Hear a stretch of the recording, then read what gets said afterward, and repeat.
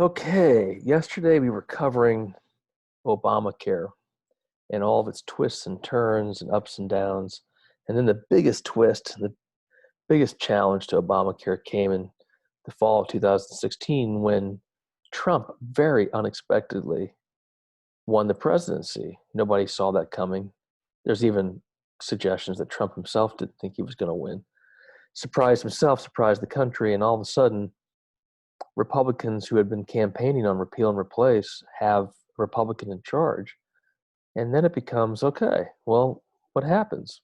So let's cover the last 4 years and what has happened to Obamacare under the Trump administration and its efforts to repeal and replace it. And why is it important? Because it shows that as problematic as our healthcare system is and as complicated as Obamacare is, when you actually step up to try to repeal it, then all of a sudden, if you're in charge, as the Republicans have been, you face the consequences, the trade-offs, and the potential blowback that you're going to have to face.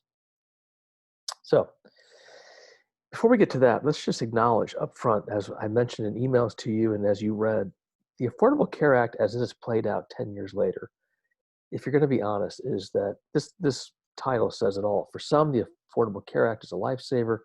For others, it's a burden. And that's the reality. It's been a godsend to millions, but for many other people, it's done nothing or just increased expenses.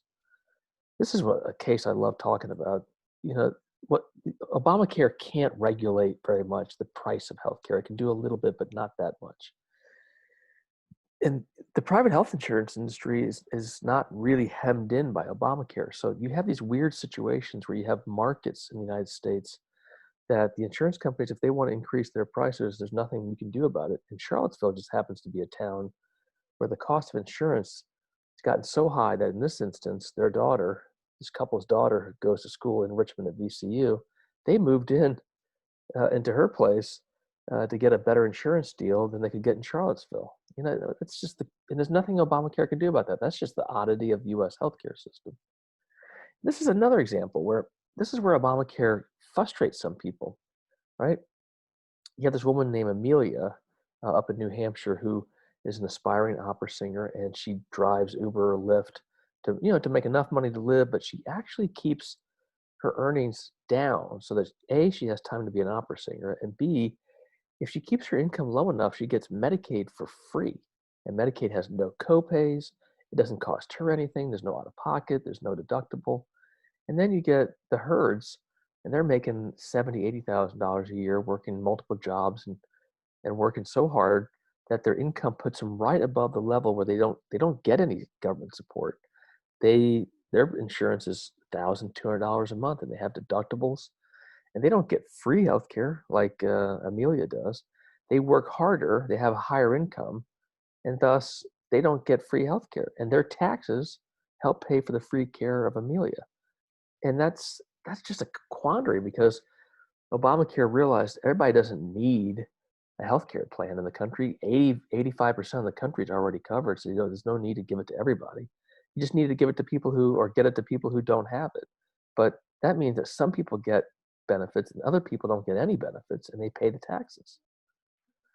And just to show you, the vast majority of workers in the country pay into Social Security and into Medicare. It's taken right out of your paycheck.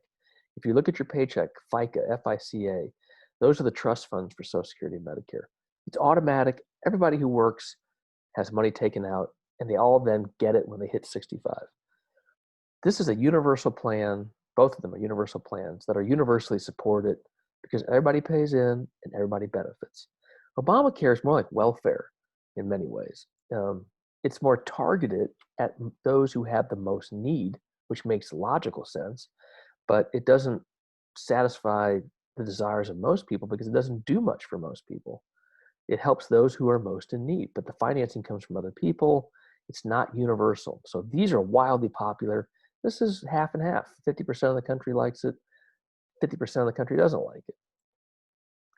And another reality you had to come to grips with is that, and this is just a function of income disparities in our country, the top 20% of Americans pay upwards of 87, 90% of all the income tax. It's another 80-20 rule. And how much more can you ask any cohort to pay. If 20% are paying 87% of the taxes, then what's left? And that goes back to that example of the monkeys that we talked about earlier. Both these monkeys are doing the same thing, but monkey number one gets the grape. This gets free Medicaid, and this is the herds over here. Monkey number two, they do the same thing, but they don't get free Medicaid. They get expensive health insurance. They have to pay for themselves.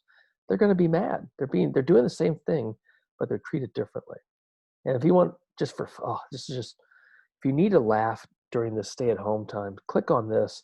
This is Gary Gulman's comedy routine on the issue of fairness and justice, and how easily we get upset by perceived slights to fairness. It's really funny. Now, that 20% of the population paying 87% of the income tax is also a function of this income disparity that's grown over time. And this is what makes all public policy harder. Back in the 70s and before, you had a big middle class, working class right here. And most policies would be supported by them in various ways. And it was just easier to forge national consensus. But as it's gotten more polarized, you have more wealthy and upper middle class, but you also have more poverty. They're so wealthy they don't even pay taxes. They just find clever ways to have their income come from things that are very low tax or no tax. So the bulk of the taxes are paid, here to support everything, and that just becomes tougher and tougher. And so, there we are. We don't have the world's biggest middle class. And we kind of always think that we do. Like the United States is a middle class country. Other countries, the middle income share as a proportion of the population, they have much bigger middle classes than we do. That's something that's kind of slipped in recent decades is the size, that big middle working class that we used to have. We don't have that as much. And that makes public policy harder. So Medicaid is health insurance for the poor. It's not a popular program, although the healthcare system in the United States would collapse without Medicaid. It pays for so many things that otherwise would go unpaid for. And Medicaid literally saves lives. In the states that expanded Medicaid versus the states that didn't expand Medicaid, mortality rates went down. There's just less death because there's more protection. And even places that expand Medicaid, these are the states that expand Medicaid, they have lower rates of eviction. So think of all the things that are connected to having good health insurance, not dying, and you have financial security so you can work better, be healthier, and you face less evictions. It's worth noting that when you combine Medicaid and this program called CHIP, which is the Children's Health Insurance Program, it's a program for the kids who aren't poor enough for Medicaid. They're right above the Medicaid line, but their parents aren't wealthy enough to have private insurance. You put those two groups together, basically very poor and poor children, and then see what proportion they make up of the children in that state. And it's just mind-boggling how much poverty there is in the United States. We don't think of ourselves as a poor nation, but I think, you can see that the national average of poor and very poor kids is like a third or a quarter. And this is just a great quote. Please read it as you can. I read a lot of your SAC papers, and this one stood out from a student at U of R a couple of years ago. Everybody needs insurance protection. Odds are I won't go to the hospital tomorrow or the next day or the day after. I'm healthy, young, relatively affluent, and I have no pre-existing conditions to worry about. So why should I have to pay for someone else's problems, issue, condition, health insurance? Well, because I'm expected to live for approximately 28,000 days. Interesting. That's the number of days you get on average in this world. 28,000 days. Odds aren't very good that I'll die tomorrow, but someday I'll die. Then, and several times before then, I'll want access to valuable medical treatment and an equal chance.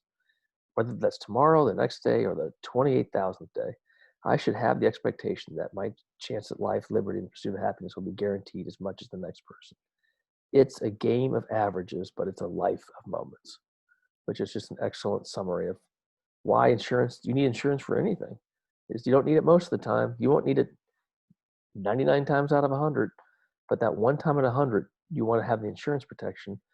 For it to be there, you have to pay for it for other people for their one day in 100, or 1,000, or 10,000.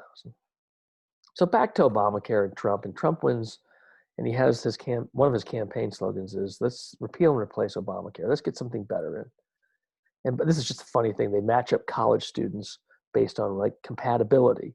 And it's interesting, like what do students think makes them compatible?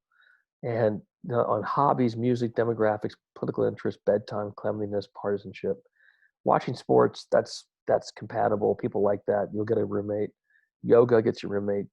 Swimming, for some reason, I don't know why that would be off. Golf, these things tend to be a bit of a negative. I have no idea why. Foreign films gets you a thumbs up. Music, hip hop, electronic, thumbs up. Jazz, not so good. Country, really not good. Demographics, black, super popular. Jewish, Hispanic, good. LGBT, down. Catholic, more down. Evangelical Christian, the least popular. Political interest, just avoid politics, it looks like. Bedtime, if you go to bed at 9 o'clock, that's not super popular for a roommate. Cleanliness, slobs don't get good roommates. The thing that people want the least is someone from a different political party. So that's how you add politics and then you add it to healthcare. You're going to have a volatile mix. Uh, this is Frank Luntz. He's a big Republican pollster, and when he was working on Obamacare, he had 9 points of what Republicans should do back in 2009 when they were opposing Obamacare. He said, "Fine, oppose Obamacare, but point number 10, it's not enough to just say what you're against. You have to tell them what you're for. So, what are Republicans for in terms of healthcare?" And the answer is there is no consensus. This is former House Speaker John Boehner, who said, in 25 years that I served in the United States Congress, Republicans never, ever, one time agreed on what a healthcare proposal should look like. Former Republican House Speaker John Boehner. Republicans have been agreed that they're against Obamacare, but Republicans have not agreed about what they're for. And that goes to the back to the video about healthcare involving trade-offs. You want to increase coverage to people, it's going to cost money. You want to repeal Obamacare, well, you're going to have to deal with the uninsured people that are going to be angry at you. There's no free way to get out of these issues. So lo and behold, Republicans win, and Trump wins in 2016. They control the House, the Senate, and the Congress, the House, the Senate, and the presidency. So it's up to them now to kind of finally come up with their plan. And the reality is, because they hadn't ever done that, they had never really forged a consensus for what they're for. Republicans have been very clear about what they're against, so that when it came time for them to run the thing, they came up with the American Healthcare Act. And take it from me, it wasn't thoroughly researched. It wasn't well developed because they did it very, very quickly. It was a very rushed, sort of pasted together proposal that Paul Ryan and his colleagues, they had a hard time selling this thing because they just didn't have time to do their homework. And when they evaluated the plan, no surprise, 14 million people would have lost their coverage in the first year, and 24 million would have lost by 2026. They just didn't have time to put anything together. And so John Oliver had an explanation of the American Health Care Act. It's like a thong. It's there. It provides some coverage, but it's not very extensive. And Republicans got caught in what's called the politician's syllogism. We must do something. This is something. We must do this. And the town hall meetings came out and people got angry and said, "Don't you dare take our health care away." And Charles Grassley, a Republican from Iowa, went home to town hall meetings where people were yelling in his face saying, "Don't you dare repeal the Obamacare because this is our health care plan." So Mitch McConnell in the Senate gave it a second effort, and his plan would have resulted in 22 million people losing insurance. It wasn't fundamentally different. And there's this famous moment where Mitch McConnell almost passed the repeal and replace, and then John McCain came in, Republican senator, and voted it down. He voted against it. Who knows why? In part, it might have had to do with the fact that he was dying. He had inoperable brain cancer and didn't want that to be the last vote he took. But it was a shocking moment. Now, eventually, in December of 2017, the Republicans did not pass repeal and replace, but they passed a tax plan that removed the penalty for individuals who did not have health insurance. So they basically got rid of the individual mandate. So it's a partial repeal. Now, if you're looking for a good Republican plan, good conservative healthcare reform plan, please click on this. Avik Roy is excellent. He's a Republican conservative healthcare analyst. This is a whole 150, 200-page alternative proposal to replace Obamacare with. And you might wonder, why haven't Republicans used that plan? Why hasn't Trump championed it? And the reason is Avik Roy wrote an article in 2016 in November saying to his fellow Republicans, because he is a Republican. He said to his fellow Republicans, do not join forces with Trump because Trump is a racist and a misogynist, and he's going to doom the party because the party will get associated with a really vile human being. So that's why you're not hearing a whole lot of Avik Roy, because Trump doesn't like him. But if you want to click on this, good video, good conservative Republican alternative to healthcare reform. Now, I say all of this because the traditional Republican Party, that for the people that Avik Roy worked for, the Marco Rubios and Rick Perry's of Texas and Mitt Romney's, those people don't run the party anymore. They used to. But Trump, his victory in 2016 and in the years since, he has taken over the Republican Party. He runs the Republican Party. The Republican elected leaders, they don't run it. They don't control him at all. The party of Lincoln, the Republican Party, is now the party of Trump.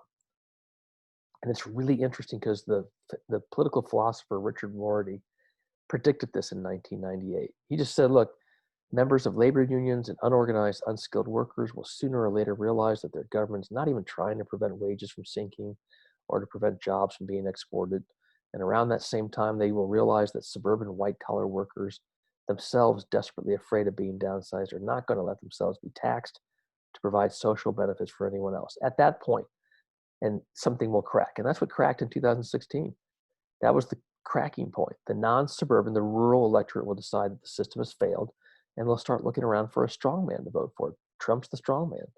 Someone willing to assure them that once he's elected, the smug bureaucrats, tricky lawyers, overpaid bond salesmen, and postmodernist professors will no longer call the shots. He called it 20 years before it didn't happen. Now, you guys can click on this, or I can send you this. This is the most fascinating argument for national health insurance I've ever read. And I purposely left the title, the author's name off of this: Why Trump Must Champion National Health Care. You might assume that this is a Bernie Sanders piece, Elizabeth Warren. It's a liberal Democrat argument for why Trump must champion national health care. It's written by Richard Spencer. Richard Spencer is an alt-right leader who led the march in Charlottesville in 2017. He's a racist and a white nationalist, and he's the one who penned this. And it just shows you how bizarre the politics of healthcare have become. That if you keep going far enough to the right, conservative, and you kind of traipse over into the Richard Spencer thing, this white nationalism race, it actually pulls you back around over to a position that's a lot closer to Bernie Sanders, that's just how bizarre healthcare politics have become. That the further right you go, once you bump into Richard Spencer, you're basically hanging out with Bernie Sanders in terms of what they both argue, which is some form of national health insurance. So go figure, try to understand that, and you'll see how bizarre health politics have become. It's just the politics in general have become bizarre in our country. So why would healthcare be any different? All right, guys, take care, and we'll see you tomorrow. You have stopped screen share.